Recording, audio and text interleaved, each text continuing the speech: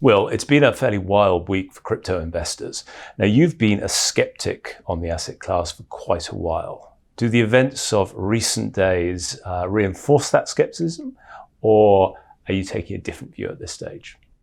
Short answer is it hasn't changed my view. I have to be fair to the crypto space and the crypto enthusiasts that since I wrote my last skeptical view on Bitcoin specifically, some of it applies to the broader crypto space, the price of Bitcoin doubled after that, but it has since in the last week or two halved and is basically back to where it was in January when I wrote that piece. So, the jury's still out on its success, but I think actually recent developments have, if anything, just shined a bright light on some of the issues that have made me concerned about the space. Okay, let's pick a few of those off. What's your first one? So the first one is usability. So it seems like every time we have a rally in Bitcoin and other cryptos, a bunch of companies start coming out and saying, okay, we're going to start accepting this new exciting money. We're going to do that. And it's a good marketing ploy, it gets people excited. And, I personally want these things to succeed, I should say. Like, I think it'd be great for consumers to have another choice of money. The problem is that after they make these announcements, inevitably within a few months, it fizzles out. Either consumers don't want to take advantage of it, or the companies decide this is too much of a hassle, scalability is an issue, or transaction costs are an issue, or it's just too annoying to deal with two different currencies. And these things tend to fizzle out. So the latest development, this latest example of this is from King Elon of Tesla, who said a few months ago that Tesla is going to start accepting Bitcoin in payment for cars. Everybody got excited. I got a bunch of client questions on this, and my response was always, I'll believe it when I see it. We'll see how much this really takes off. And sure enough, 2 or 3 months later, Elon has decided, actually, we're going to scrap that plan or put it on hold for now. Okay, so that undermines a couple of the sort of the core functional points of money in terms of being a unit of account for Tesla pricing, for being a medium of exchange. So that's one, which is a problem. Let's go through, what's the second one?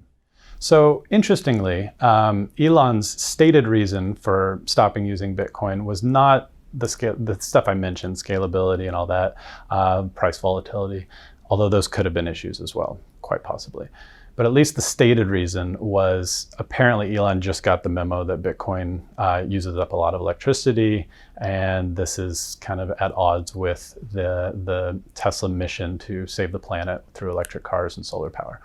So that's why he said he's kind of putting this plan on hold.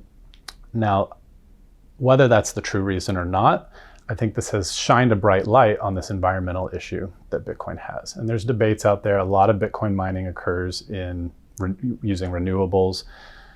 But the bottom line is it uses a ton of electricity, and presumably a lot of that electricity could go to other uses. And so I think this has really just shined. Elon obviously has quite a following. It's really brought this to light. And the problem there is not only for individuals who have environmental concerns, they may drift away from Bitcoin, but governments. And now most governments in the world are making commitments to reduce carbon emissions, to be more environmentally friendly. This gives them a very good excuse to be hostile toward Bitcoin, which is a problem. Okay, so that's usability, the environmental dimension. Now, as this market begins to mature, surely one of the sort of the positive improving factors for the Bitcoin and for the crypto space must be the fees and the efficiency of using this. Is there not a positive story there in terms of the maturing of crypto? Yes, I do think cryptocurrencies of all types know that this is a problem that they're having to deal with. They've all got their own methods of trying to improve this. For example, Bitcoin's got the Lightning Network, a layer 2 network that's supposed to improve scalability, make it more efficient. Ethereum is developing sharding and rollups and all these things that are supposed to improve scalability, and also has this new 1559 upgrade that is supposed to it doesn't make it cheaper, the transaction costs cheaper, but it makes them more consistent and more predictable. So they're trying to improve things on the margin usability wise. One issue though is that all of these cryptocurrencies, the user has to bear the cost, whatever the cost is, high or low, of maintaining this network, one way or the other, whether it's through dilution, through new issues, or increasingly it's going to be through transaction fees. The government's fiat system also has costs. It has energy costs. It has material costs. It has, you could argue that you can look at all the electricity that the banks use. You can look at the electricity that the government regulator buildings use. You can look at the military, the police force, all these things that play a part in keeping the status quo system alive.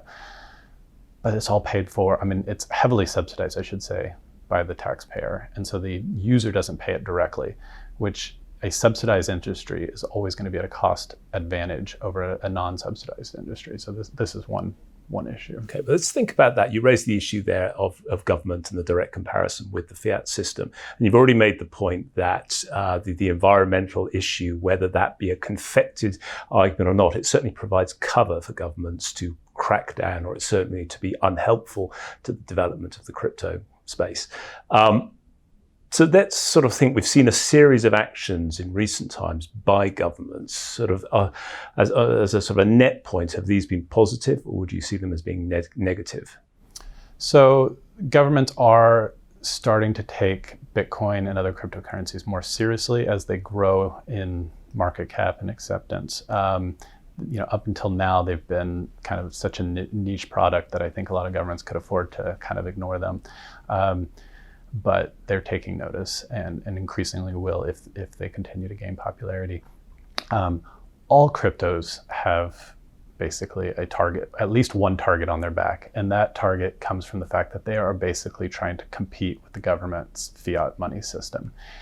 And governments have grown quite fond of their fiat currency systems. They allow them to direct money where they see fit, which, as you can imagine, oftentimes seems to be toward U.S. government debt.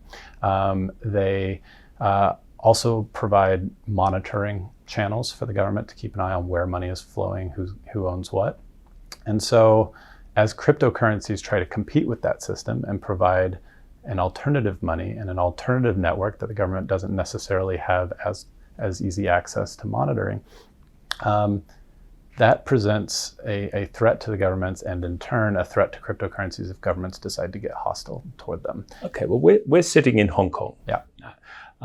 And it's reported that up to 70%, certainly Bitcoins, are held within China. Now, Chinese officials have been vocal in recent days in terms of moves to constrain the use of Bitcoin. So how material is that? Sure. I'm not sure that 70% of Bitcoin is held within China. I think what you may be referring to is 75% or 75% of mining activity is done in China.